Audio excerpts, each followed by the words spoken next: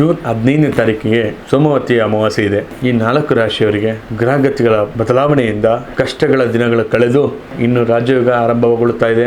ಆ ರಾಶಿಗಳು ಯಾವುದಂದರೆ ಈ ವಿಡಿಯೋದಲ್ಲಿ ನಾನು ತಿಳಿಸ್ಕೊಡ್ತಾ ಇದ್ದೀನಿ. ಈ ವಿಡಿಯೋ ಲೈಕ್ ಮಾಡಿ, ಶೇರ್ ಮಾಡಿ, ಕಮೆಂಟ್ ಮಾಡಿ. ಮೊದಲನೇದಾಗಿ ಮೇಷರಾಶಿ. ಸೋಮವತಿ ಅಮಾವಾಸ್ಯೆ ನಂತರ ನಿಮ್ಮ ಜಾತಕದಲ್ಲಿ ಧನಲಾಭಗಳ ಯೋಗಗಳು ಜಾಸ್ತಿ ಆಗ್ತದೆ. ದೀರ್ಘಕಾಲದಿಂದ ಬಾಕಿ ಉಳಿದ ಹಣದಿಂದ ನಿಮ್ಮ ಕೈ ಸೇರುತ್ತದೆ. ವ್ಯಾಪಾರ ಮತ್ತು ವೃತ್ತಿಯಲ್ಲಿ ಭಾರಿ ಯಶಸ್ಸು ಸಿಗುತ್ತದೆ. 2ನೇ ರಾಶಿಯಾಗಿ ಸಿಂಹರಾಶಿ. ಸೂರ್ಯನ ಕೃಪೆಯಿಂದ ನಿಮ್ಮ ಗೌರವ ಪ್ರತಿಷ್ಠೆ ಹೆಚ್ಚಾಗುತ್ತದೆ. ಉದ್ಯೋಗಗಳಿಗೆ ಪ್ರಮೋಷನ್ ಸಿಗುವಂತ ಸಾಧ್ಯತೆ ಇದೆ. ಹೊಸ ಕೆಲಸಕ್ಕೆ ಕೈ ಹಾಕಲು ಇದು ಒಳ್ಳೆಯ ಸಮಯ.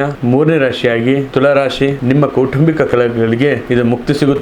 ಆಸ್ತಿ ಪಾಸ್ತಿ ಖರೀದಿ ಮಾಡುವವರಿಗೆ ನಿಮ್ಮ ಕನಸು ನನಸಾಗುತ್ತದೆ. 4ನೇ ರಾಶಿ ಬಂದು ಧನುರಾಶಿ. ನಿರುದ್ಯೋಗಿಗಳಿಗೆ ಒಳ್ಳೆಯ ಕೆಲಸ ಸಿಗುತ್ತದೆ. ಆರ್ಥಿಕ ಮುಗ್ಗಟ್ಟು ಸಂಪೂರ್ಣವಾಗಿ ದೂರವಾಗುತ್ತದೆ. ಸಾಲದ ಬಾಧೆಯಿಂದ ಮುಕ್ತಿ ಪಡುತ್ತೀರಾ. ಅದೃಷ್ಟ ನಿಮ್ಮ ಹೆಜ್ಜೆಯನ್ನು ಫಾಲೋ ಮಾಡುತ್ತದೆ.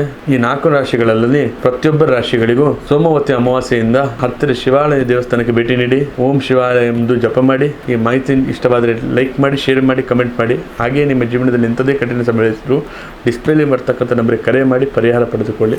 ಧನ್ಯವಾದಗಳು.